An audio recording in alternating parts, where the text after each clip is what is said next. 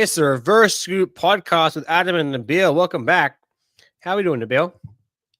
Good, Adam. Good, man. Another week. Felt like a lot longer that we've been live, but I think we took an extra day since we came Monday last week. So It was Monday last week, Tuesday this week. Absolutely. Plenty happening. That's our time. Tuesday, 8:30. We're back. We got it all worked out last week for the Champions Trophy. Getting in the pregame presser. Coming off Champions Trophy, what to talk about? How did you do with your predictions, by the way, when it came to Champions Trophy, man? Pretty much, I had predicted the final. I didn't predict the winner, but my analysis was spot on. I'm happy with my analysis. We had my preview when we did the preview to the Champions Trophy. I had predicted New Zealand and India in the final, which only happens because they're in the same brackets. They have to both win their semifinal, which they both did. And I predicted that New Zealand win. Yeah. And then in my pregame of the actual final, I said New Zealand had to score 270 batting first. And they should, if India batted first, they had to score 270. And if they were chasing, I thought that New Zealand would be able to chase better than India would be able to. And I said India's chase would come down to one man, and that is Sharma. I said, if Sharma can get out of the 10 overs, they win the game.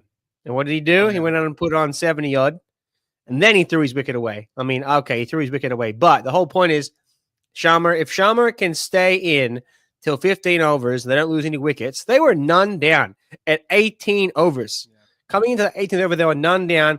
By the end of the 20th over, they were 3 down. It was a quick bang, bang for them. But India win. I had New Zealand winning. New Zealand had the chance to win, but we have to consider day of the game. They have 2 people go down. No Henry. I'm pretty sure Kane Williamson didn't bat either.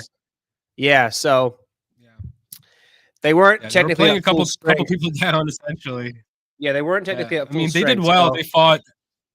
They fought as they usually do. The Kiwis and ever consistent in the ICC tournaments, but we're here to talk about India's dominance, man, because 23-1 in ICC events since 2023, right? 2023 until now 2025. They've won two back-to-back titles and complete dominance in the ICC tournaments. And kudos, man, to that team, because it just seems like they're unstoppable, especially under the leadership of Rohit Sharma. Yeah, I mean, Sharma, we can always debate. Like I keep saying, he's a wasted person at top of the order if he keeps throwing his wicket away. But as he showed, if he stays at the crease, bats himself in, gets to 15 overs, it sets up the whole team for a big score. And obviously, unexpectedly, there was a little bit of a batting collapse there, losing 3 quick wickets. But tail is long for India. Well, that middle order is solid, and they have plenty of batting there. So they were batting second. There was plenty of time on the board. They didn't have to go too hard. And that's all it takes. All it takes is to have have set openers that set up your innings, and you have people to carry it through. That's all you need to do. So good job from India. Good job from Sharma. I mean, we can argue about how they are as test playing nation, but as for the ODIs, I think their field placings were good. They put the pressure on when they needed to put pressure on. They defended when they needed to defend. And they, for the most part, didn't throw wickets away. Yeah, man. I think that batting lineup is, looking strong, especially in those conditions, in the subcontinent. And, the conditions, obviously, I don't know, how you looked at it, but it definitely, helped, Team India where, they were able to consistently play their games in one, stadium, which was going to be the case either way, even if they went to Pakistan, right? They would have played in Lahore either way. But I think, them being able to come up with a good strategy was the key point here, because I think where they won this tournament was by having that extra spinner. They took a shot with 4 spinners where other teams didn't. And you can see even New Zealand, for example, they played with 3 spinners And Glenn Phillips at the end of it, his overs weren't really good enough. If they had, and even the guy Nathan Smith that played in place of Henry, he was essentially a non-use. He only bowled 2 overs, gave 22 runs, and didn't do anything the rest of the game. So maybe could have played another spinner. I think it would have pushed the result a little bit more.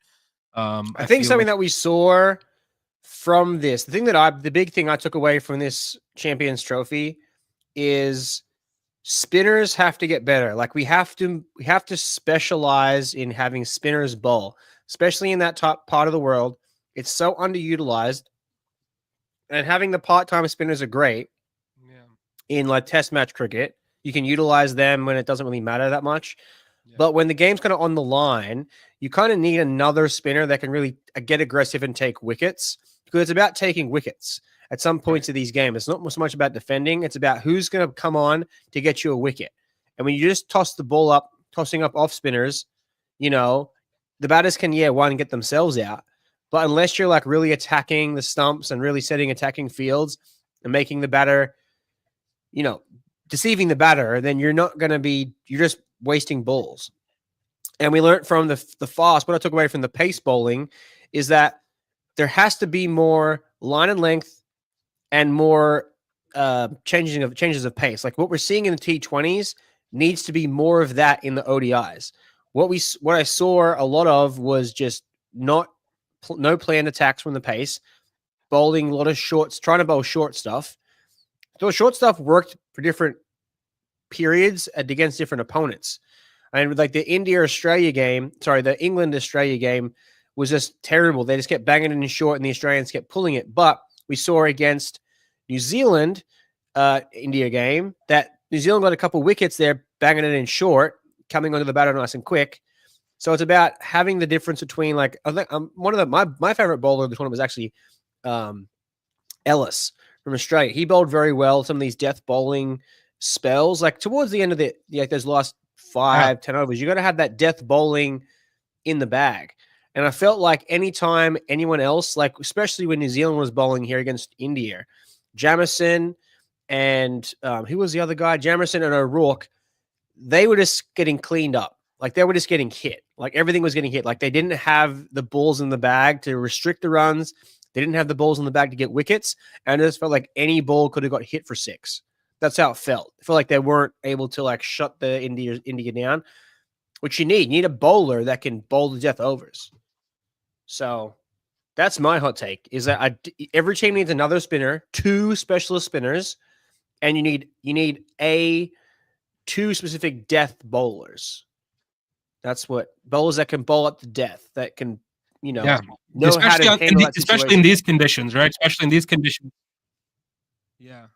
Especially in these conditions, right? That's why it was such a suited lineup, because that India lineup batted it was deep, I mean, at number 8, you had, I think, Jadeja, right? And you had Pandya at 7. So it makes for a very strong batting lineup where everybody's in form as well. KL Rahul is another guy who, came and did his thing and made the tough runs in the middle order. And, since he's made that switch to the middle order, he's been averaging, I think, last couple of years, 50 plus. Wow. In that slot. So yeah, it suits him well. And though he was a top order player, but made that transition to the middle order in international cricket. And, kudos to whoever kind of came up with the idea to play him in that spot. And then another, shout out to another decision they made was Akshar Patel batting at 5. So getting like one of your bowling all-rounders to play up in the top of the order, and not just once in a while, consistently giving him those chances where, he came through with a solid 29 and made sure that, the score kept ticking, and took the game deep, which, again, was the bridge, I guess, between those final 100 runs or so, which was crucial, I think, for India. So it turned out to be a very good decision. And I think other team will probably take notice with this template, and, we'll try and make adjustments, because I think Indian white ball cricket is just dominating. And who can challenge them? Australia is probably, the only country that I'm seeing who I think can, come up against India and give them a tough fight. I think New Zealand's there. New Zealand's there, but considering Australia was without, 4 or 5 of their main competitors, their players, and their only loss within this period of the 23-1 record over the last 2 years is against Australia in the final of 2023 World Cup. Right. Wow. So if India had won that 2023 World Cup final, they would have just dominated that World Cup. They would have dominated the T20 World Cup. They would have just won the Champions Trophy. So it would have been their third, chip, essentially. I mean, I think they're on their way to building a dynasty. They already are there, but will other countries be able to compete, or are they going to get left behind because of the monopoly, that's being created? So the question is that good for cricket or bad for cricket? That's what we kind of want to discuss today. Yeah. Well, it's not like the other teams are off the pace. Like, if you took the England team and washed away their record, this team's pretty solid. If you take the South African team, even though they keep losing in semifinals, it's a great team. That team can win. And you've got to consider in these champions trophies and World Cups, it's tournament play. So if you had it where it's everyone played every team 3 times, then you might have a different record. You may be able to beat someone 2 out of 1 time, but that 1 out of 1 time you lose. And obviously India have it set up very well, and it's all strategy. Part of winning is strategy, and part of winning strategy and execution on your strategy. Because you can have the best batters in the world and they don't execute. And you have the best bowling player in the world and they don't execute. And then it doesn't work. New Zealand, I feel, would have won that game if they had their full strength side. If Williamson batted, and Henry was the best bowler of the tournament. Let's not forget that. He was the best bowler. He took the most wickets, didn't play the final. So that hurts New Zealand. You know what I mean? That would have O'Rourke and Jamieson got absolutely taken to the cleaners. And, Jamieson wouldn't have been there bowling. It would have been Henry bowling. So things like that. And then it's having that pregame set up. I don't understand why someone isn't analyzing how every batter or gets even out. Nathan Smith, I think Nathan Smith was somebody that probably shouldn't have been there. Well, yeah, I didn't even know who he was. I was at the end, the result was useless for him. There was a couple of plays I was like, what? They had a substitute fielder at one point also, and I was like, what's going on here? Who is this person? But it was just one of those things. And they had to have scored. They had to score more runs. They gave Ravindra man of the series, but he didn't score in the final. I know he scored 100 or so. He's doing great, but they needed someone to score runs. What a talent. Yeah. Someone needed to score runs in the final for New Zealand, and they didn't. That's kind of what happened. They all kind of pitched in a little bit, and they got to the total, but really, someone had to score a big run, top of the order, and New Zealand had to get closer to 270. So, and what we do with India now, there are people. You think that had to do with the conditions, or what was it? You think that had to do with conditions, or the Indian spinners were better? No, I mean, which I think the way Kuldeep bowled, his quality was awesome to see on, and then other Indian spinners, Chakravarti and Akshar Patel did his thing. Jadeja reliable as ever. So the quality, I think, in the spin department was a mismatch, and looking at the conditions, that's where I think the differences were. When you look at it overall, whoever had better spinners obviously won in those conditions. Yeah, I think one of the things is from the batting perspective, it's picking your shots, not letting so many dot balls eat up play. It's okay to have a dot ball, but if you're not able to convert those dots into singles where they could be, hitting them into a gap running, it's just about turning over the strike. And if you can keep turning the strike over, then eventually that score keeps adding up. And then eventually you can have someone that can go in and score some runs. I had this philosophy during the week I was talking about having, instead of thinking about it as 1 through 11, thinking about it as you have to have an anchor person. So one person in the team is your anchor person, and that person's sole job is to rotate the strike. Their job isn't to hit 4s. Their job isn't to hit 6s. It's not to go anything flashy. It's be the anchor in the team and turn the strike over so that you can put the better batter or the informed batter or the hot batter on strike. Because if what happens is if someone takes up too much of the strike, eats too many dot balls, it puts pressure on that batter to score some runs. And then the other batter that's in form, hitting some good runs from the other end, isn't getting on strike. and then they kind of get cold, and then all of a sudden they play a different shot they would normally play, or they timing is slightly off because they're going cold. The whole point is that really only one batter at a time can really be teeing off, and you need an anchor batter that can turn the strike. Like, I just want to see someone put in a team and their whole job is to hit singles and to put the other person on strike, let the person eat up 4 or 5 balls, switch strike, put them on strike for the other end, and so keep that person batting. That's what I want to see. And I think that's how you're going to be able to get to these runs tallied up more, because that's what some of people like South Africa, they were struggling because they were getting bogged down in certain areas and then playing a flash shot and then getting out. I'm like, you don't want that. You want someone that can turn the strike over. Yeah, I mean, it's the combinations, right? And the skill sets that each player has. And obviously that's up to the team management, how they come up with those combinations. And I think, again, that's where India has excelled, where they found people who can consolidate and people who can come in, attack, and play according to the situations. The way they've used Hardik Pandya, for example, in the death over to finish games, and he's consistently, done a good job for them. A guy like Akshar Patel, who, is batting at 5, coming in and consolidating and allowing, players like KL Rahul to play after him.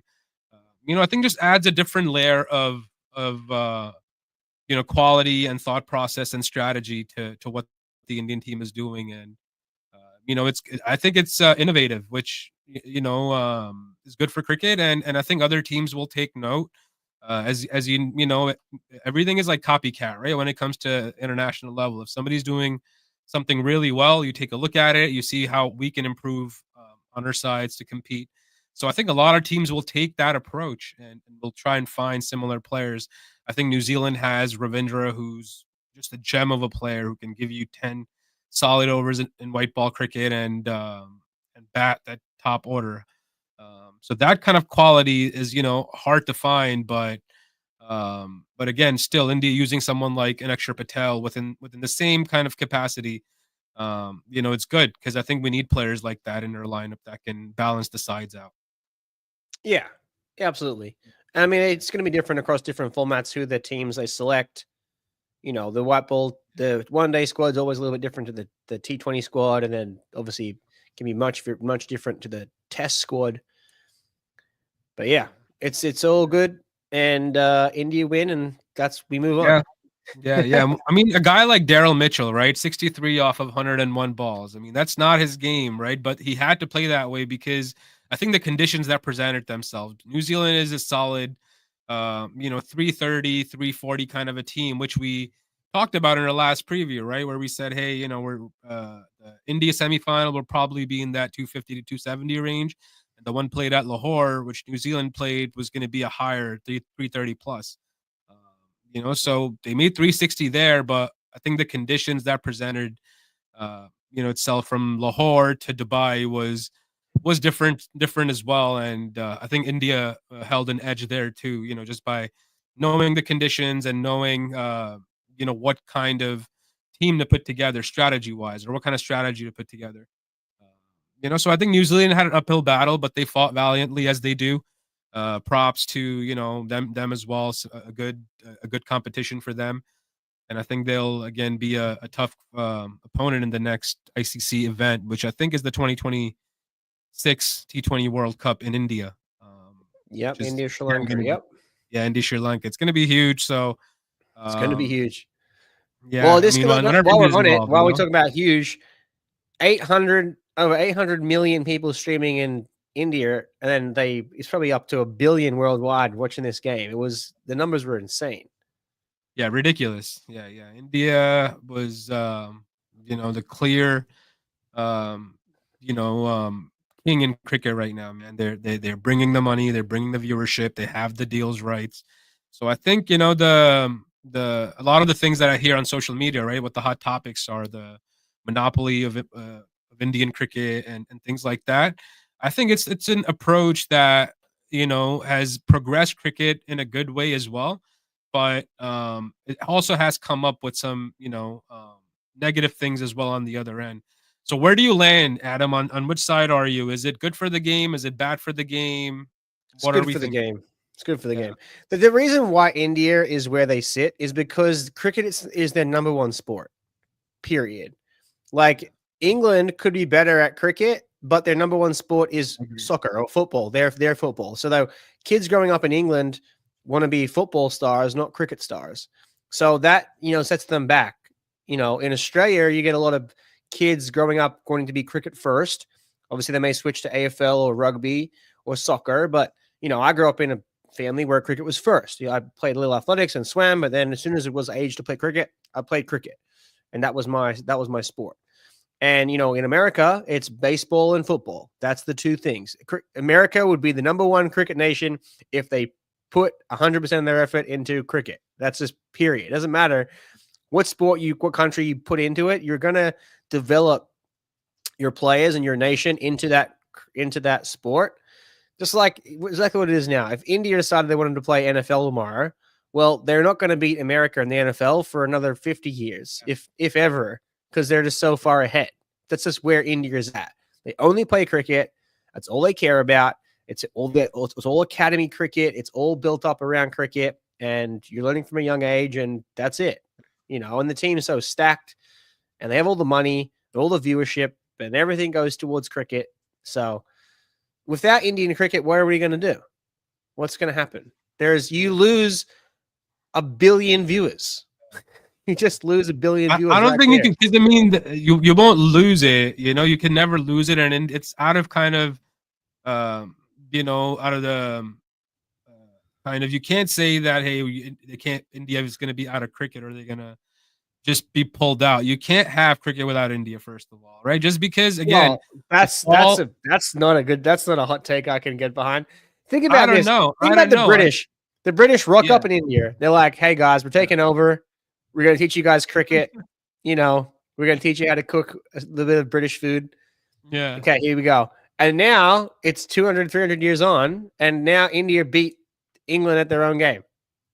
Absolutely. No, yeah. I mean, because the history and how England ruled in those lands back in the day, right? So it has a lot of cultural significance, and but I think that the game is loved by massive populations over there. So even if let's say, for the sake of argument, India is not like in any cricket tournaments, people would still watch cricket because they're general cricket lovers. In any sense of the imagination, they can tell you that all educate, like, history about any team, Australia, Pakistan. So they're all well-educated audiences when it comes to cricket, because it's just so built in to their daily environments. Even back home, when you go there and you go get a haircut, or you go to a market for something, everybody's kind of involved through cricket when there's a match on. So it's very different, when it comes to just being part of that culture. And it's not here clearly, we're building to that slowly, but there are other countries, like Sri Lanka, Pakistan, Bangladesh, where cricket is their top sport, but still they have corruption issues, they have other issues. They ain't got the money. Yeah, they have the money too. PCB's loaded. PCB's loaded, man. They have crazy resources, but we all know where they are with it. So,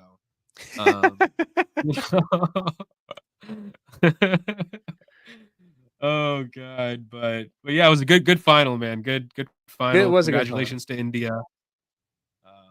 On a job well done. What else we got? We got some breaking news with USA Cricket, by the way. I don't know if you guys breaking news. Been following Smith Patel and a few others that are involved in USA Cricket. There's been a lawsuit that recently, was filed against USA Cricket and some of their board members by some of the other suspended board members in the last couple of months. If you've been following us, there was a couple of board members that USA Cricket had suspended. And one of the members that's part of the plaintiff's side is still on the board. Atul Rai, I believe, is his name. Some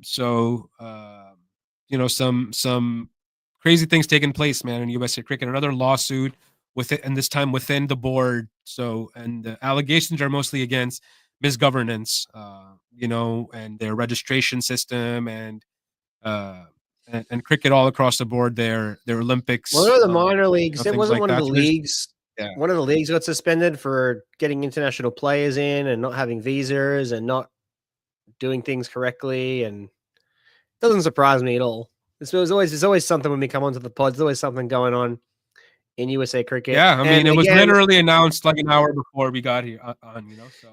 And I'll say it once, I'll say it again. It's going to go under the rug. No one's going to lift too many eyelids. The general public isn't going to know much about it. Yeah, because it's not covered in the sports news here in the States. It's going to be one of those things. I know they had didn't they have like a vote recently? The official verified complaint is actually out, and I have the PDF in front of me. I'm not sure if I can share it on here, so I'm not going to bring it up. Probably not. Probably not. If it's in court, I wouldn't bring it up. But another lawsuit, another day. Yeah, there's some plaintiffs on here who were recent board members of USA Cricket. They were let go in the last couple of months, so I'm sure you guys know who I'm talking about. And then the rest of the board members that are on USA Cricket right now, they're part of the defendants list, and it's quite a big list of the board members here, and governance of the objective movement. So there's allegations about their constitution of how they didn't hold elections, they delayed them, so that's one of the reasons. And then governance standards of Olympic movement, national governing bodies. So there's full on written statement, and I'll share this with you, Adam, later on after, so you can read through this. And doesn't surprise me at all. Yeah, it's full part of the game now. It's always something going on in USA Cricket. Always something going on. No, but this time it seems legit, man. It seems like they're gonna have to answer to whatever they've been doing. So we may see a new board. Which can be a good thing. I know a lot of people are talking about a more diverse board, and I think that's where we need to head to. Where our visions are, for USA Cricket, and the board actually is transparent and open and honest. From the looks of it right now, it seems like a total mess at the moment.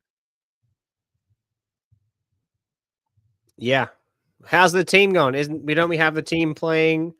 We have the team playing down in Argentina or over in South America. The team is they got a nice win against Brazil. They got a nice win against Brazil. I think they lost their first one, the women's national team.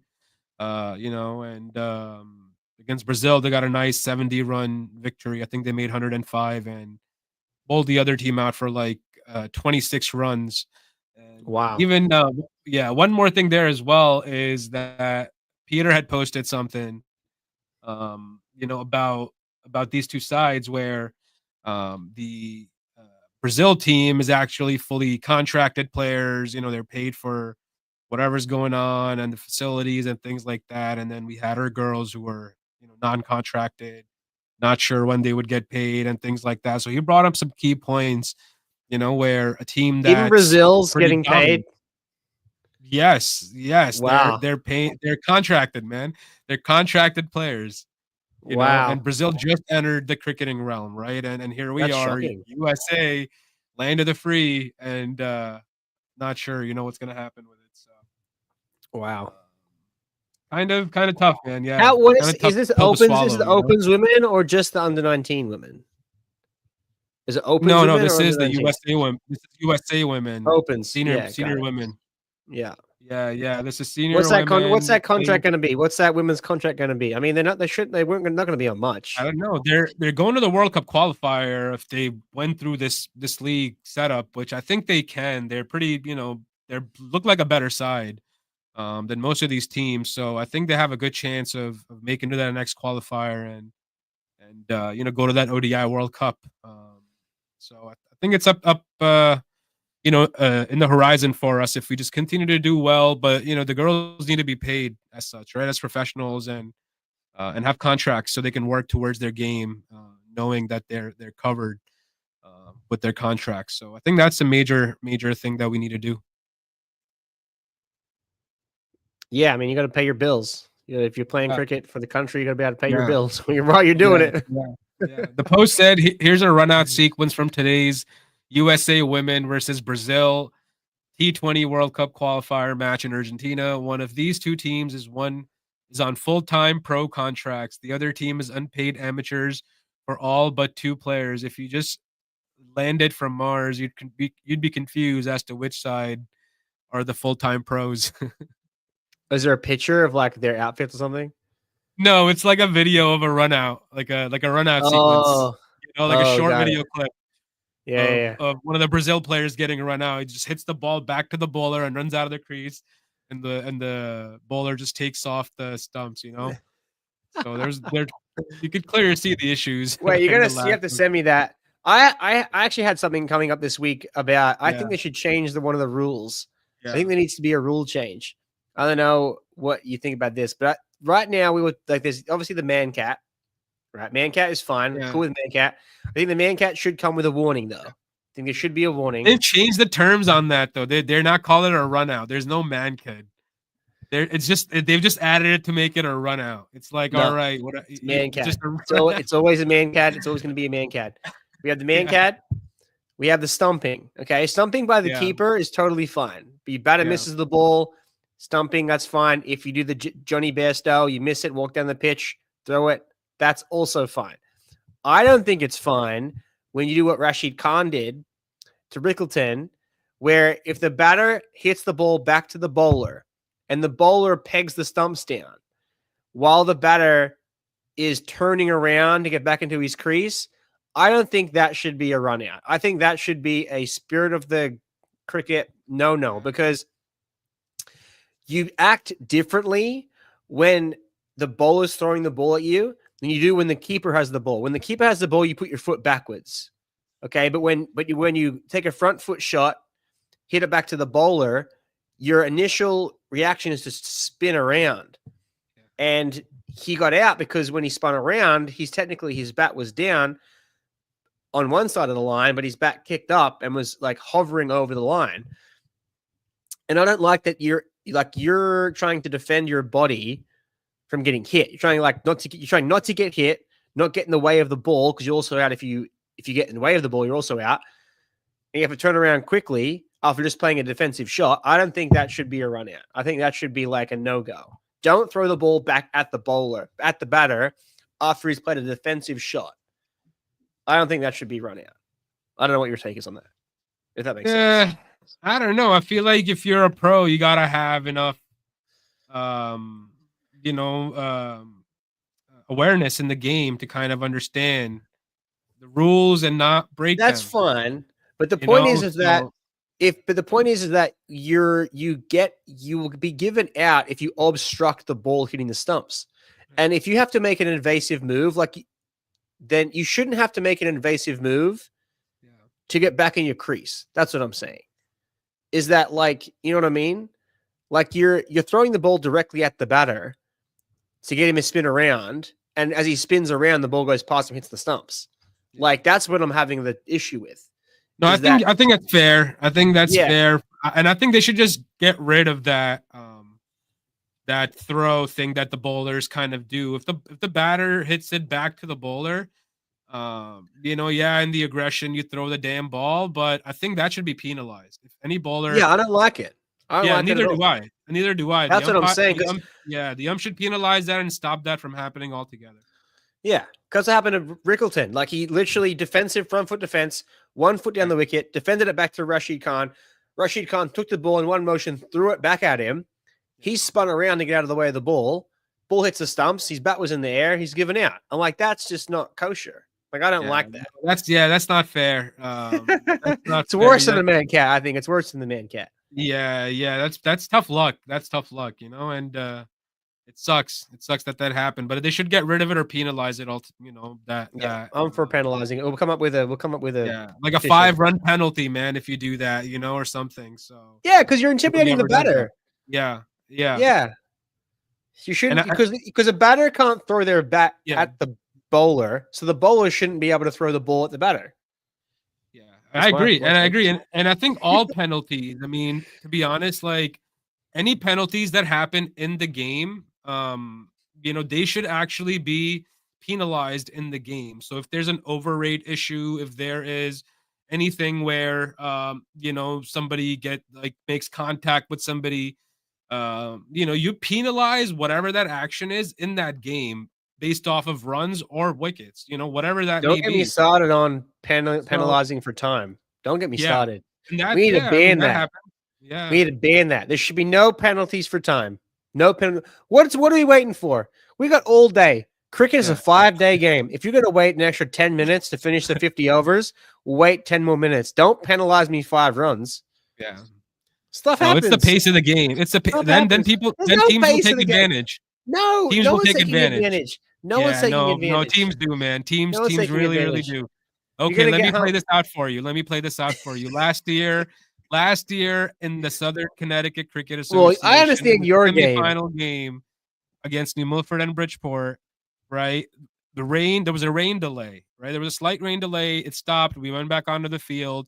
And guess what? The other team strategized to do. They exactly did this to prolong time, to take as much time as they could, and did their tricks, strategies until even the slightest of rain came. The match needed only 2 more overs to be bowled to be finished, right? And they just stretched it out for the next 30, 40 minutes until the rain came out, and those 2 overs weren't finished. We had to replay the game again. Yeah, right. No, that's different. I understand your situation.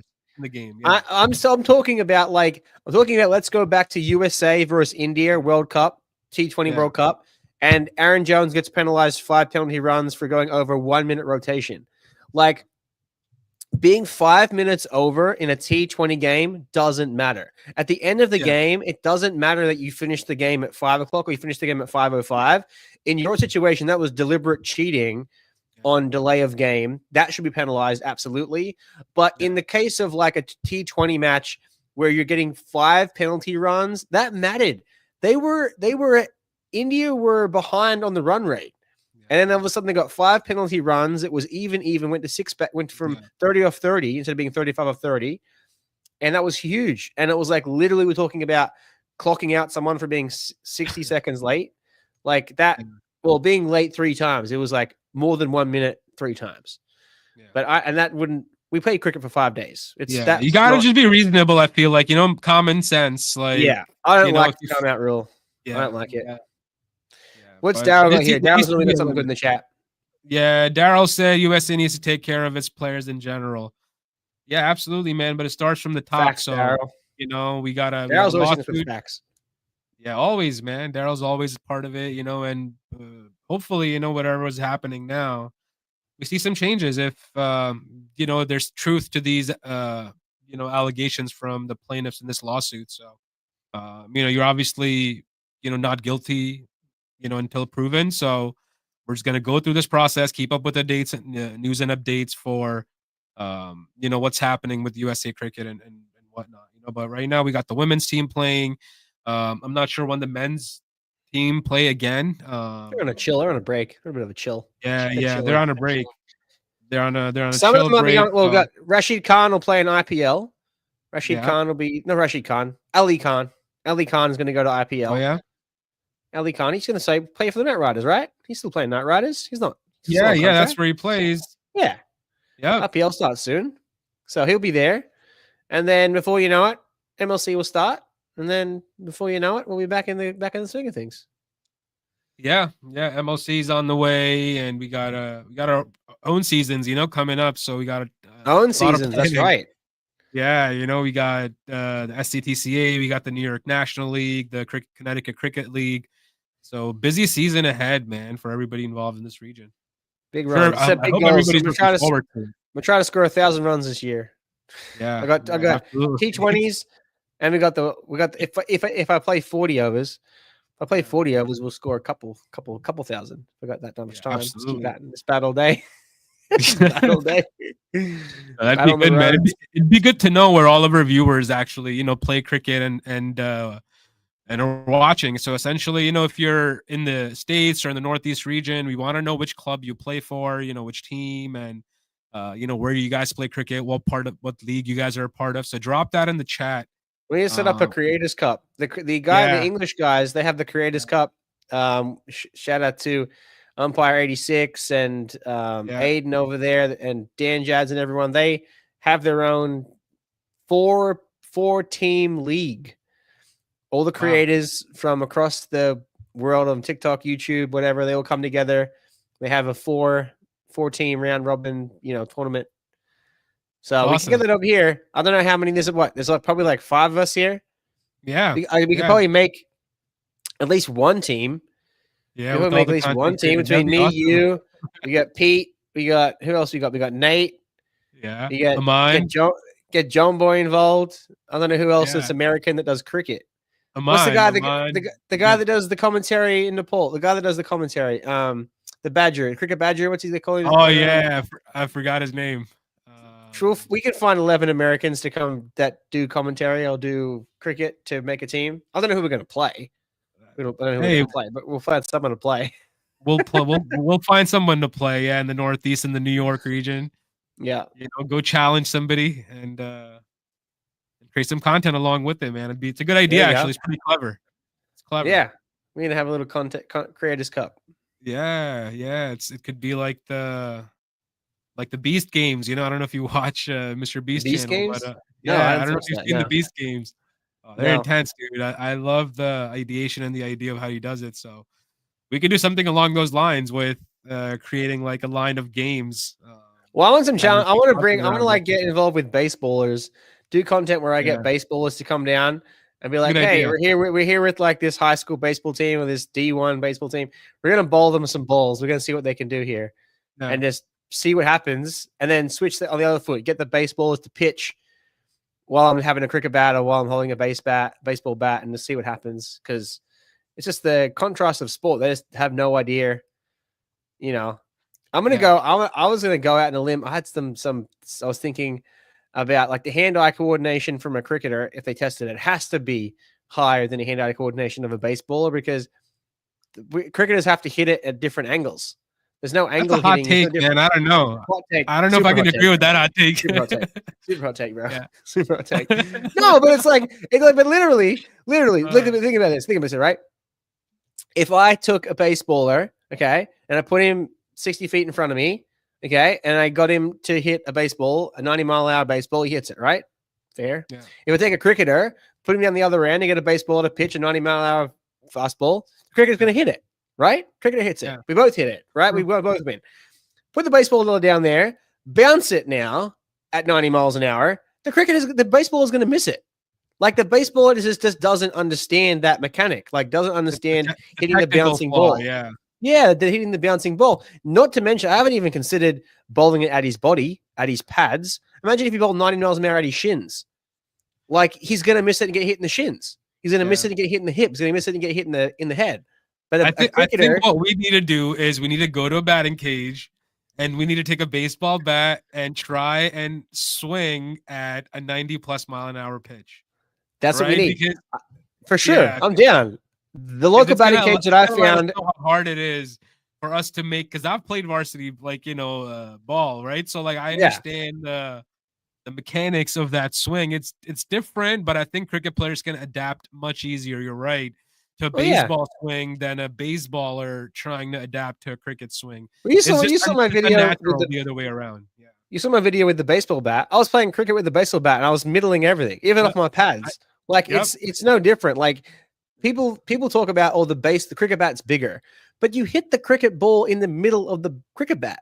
You don't hit the ball on the edge of it. On the edge of it, yeah, exactly. Yeah, you hit the ball in the middle. So when you give me the baseball bat, I'm hitting it in the sweet spot. It's no different. Yeah. Obviously when you play like some of those cuts, they like get a little skyish because they're hitting off a round surface. Of course, but generally, like I had 2 off me pads around the corner, and I was like, perfect, middled it, love it, perfect, I love it, take it all day. So. Yeah, no, but I wish the local baseball that I go to, they only go up to 75 miles an hour. The hottest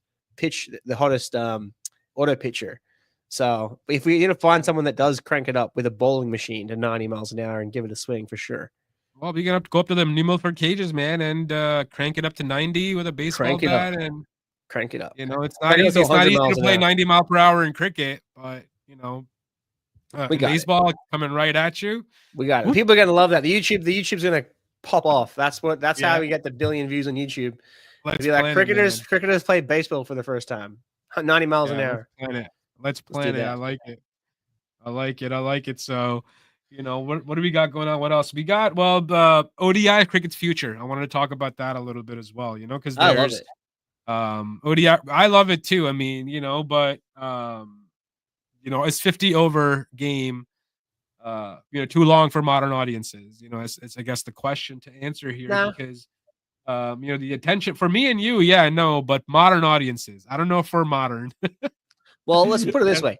They ain't watching anyway. Like, you take the American audience, they ain't watching the T20 anyway. So we're going to have an 8-hour game or 7-hour game, however long it goes for. They're not watching that anyway. We're watching it. Cricket fans are going to watch it. And then you take the 5-day test match. Well, that's 5 days of 7-hour cricket. We're going to watch that. I think one of the best analogies I heard came from Charlie Cook, where he said that test match cricket is just like watching the Masters, where it's 4 days. You don't watch every stroke. You don't watch every person hitting every ball off the tee. But you dial in at the last day. You come in and out during the couple days, see who's doing what. Yeah. So test cricket is, and I mean, ODI cricket's similar. Like, I didn't watch any first innings from any game. It was too early. I wasn't getting up that early. So I tuned in, turned on the TV at 8, 9 o'clock in the morning, whenever the second inning started. And I watched the highlights of the first innings. I watched all the wickets, how everyone got out. And then I came home with the second innings. So, 3 or 4 hours watching it, it's fine. So until we get people like super invested outside of the mainstream, I don't think it really matters, because the mainstream people, so the fans that are watching it are going to watch it anyway. Yeah, but I think on the FTP schedule, right, when you look at it, if it's less and less and less of ODI cricket, right, over the past 5 to 10 years, so it's been a strategic move, right? And recently the talk's been, hey, let's push cricket for ODI cricket from 50 overs to 40 overs. No, to make it more, time friendly and things like that. I'm not saying it's a good idea, but it's an idea that's being thrown around out there. That's why, hence this question, are 50 over games too long for modern audiences? And they're thinking about, they're considering it. I don't think it's going to happen, but I think that they need to, if they want to do ODI cricket right, they need to do tri-series, and they need to do have them set up really nicely, where it's one venue or 2 venues or whatever, and it's like you put it all in. Do like a Thursday, Friday, Saturday night kind of like thing, and it's more exhibition than meaningful. Like I said, growing up, I loved watching India, Pakistan, Australia, Sri Lanka, Pakistan, Australia, whoever it was coming in those 3 series. It's exciting, and they do it in nice prime time. You do it in summer, do it Thursday night, Friday night, Saturday night, or whatever. It's a good viewing. It's good viewing. It's good to watch. Yeah, Sunday's always hard because everyone goes back to work the next day. But that's what I'll do. I'll do triple header, 3 games, exhibition style. Thursday, Friday, Saturday night, done. See you later. Yeah. That's what I like. That's what I want to see. Yeah, absolutely, man. I think it's a good, way to think about it, but it just seems like there's a clear push to, minimize the game time of 50 over cricket. And if we even look at the World Cups, right? And the World Cup, we can't compete with football and soccer, right? For example, but the 50 over World Cup is the closest thing we probably have to our biggest event. It is the biggest event. Compared to T20 or even the World Test Championship. And when you think about, how World Cricket League 2 is kind of, set up and structured, I don't know why our top playing nations don't have that similar structure where they get to be put in an ODI league or they get to be put in a test match. Well, the test match thing is kind of, they're testing it, right? The World Test Championships, and that model is still broken. But the idea is to have, consistently other countries play other countries consistently. USA went to play Namibia and Oman, then they go to somewhere else to play, so whoever's in that division. So I think that system needs to be applied to this top level ICC cricket, you know, because I think it's the way forward, and get them to play more cricket where it builds more interests in every you know, playing nation essentially. You know, even Sri Lanka wants to see, you know, Sri Lankan fans want to see Australia, or want to see India, or want to see Pakistan on a regular basis. Same thing with Pakistan, or New Zealand, or fans everywhere. You know, they have certain emotions tied to certain playing countries, and I think it's a good way to build you know, an audience around a world league or something, which I think is the future.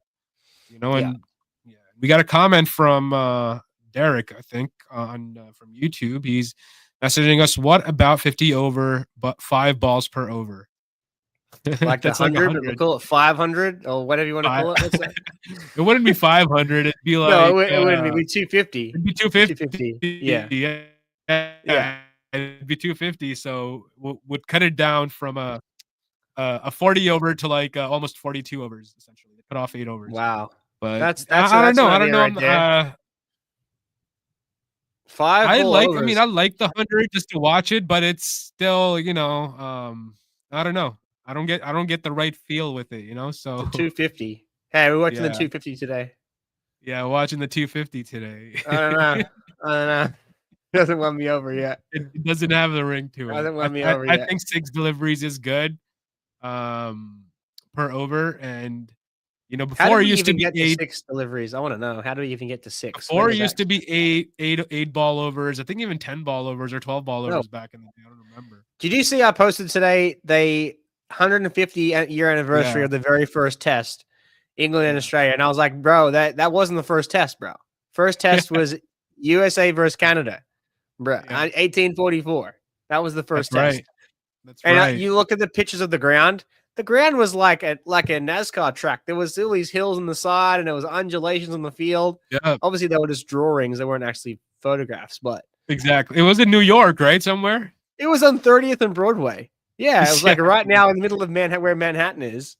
Imagine nothing was there back then. It was just the first cricket field. Yeah. And what a low-scoring game, man. I don't know why you could tell why no one can score runs. It felt like it was the Bluey episode, like Rusty. It looked like there was just all these undulations on the ground. There was no flat area.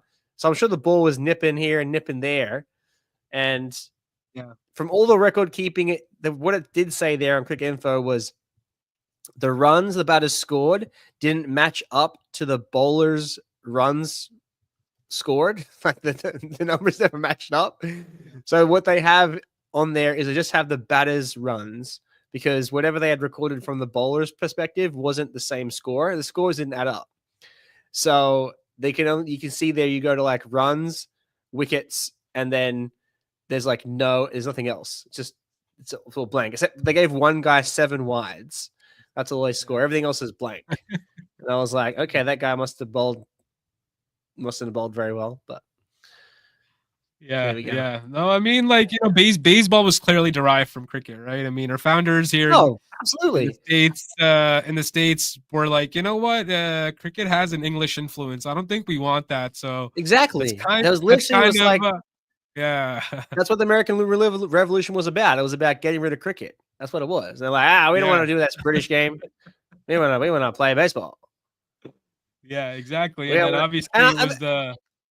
And I had another thought today. Baseball is far more complicated than cricket. Got to say it. It's far more complicated than cricket. I was talking about this. I was thinking about my thoughts today. Think about this. You're trying to explain cricket, right?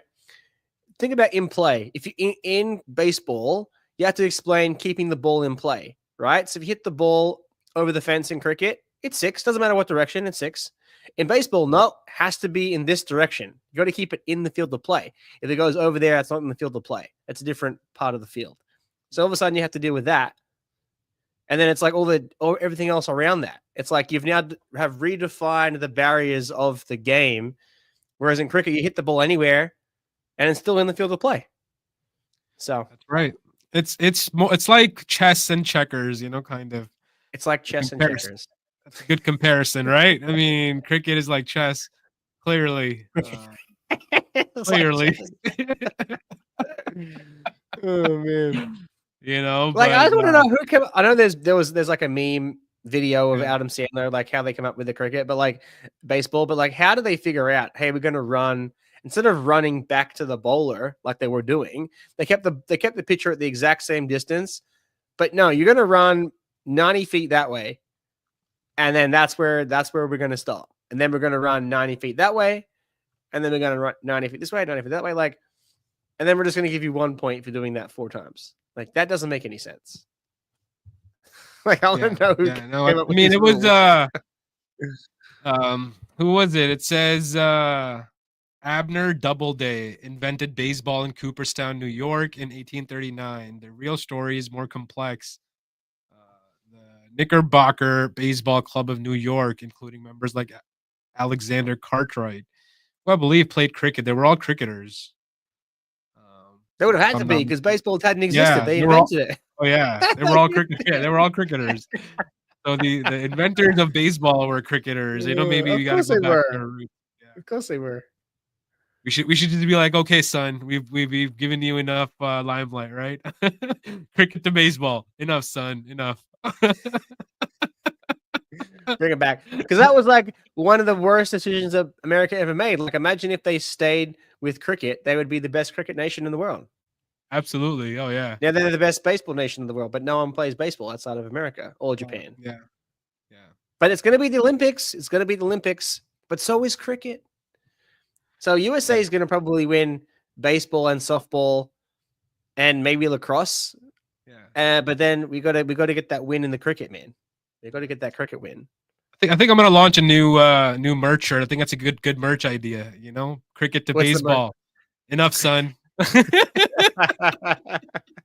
You're good. You're good. That's it. You're good. So maybe launch that on the Reverse Scoop shop. Gonna launch that with our other merch from last week. Oh what yeah, take it deep. Take it deep. Take it deep.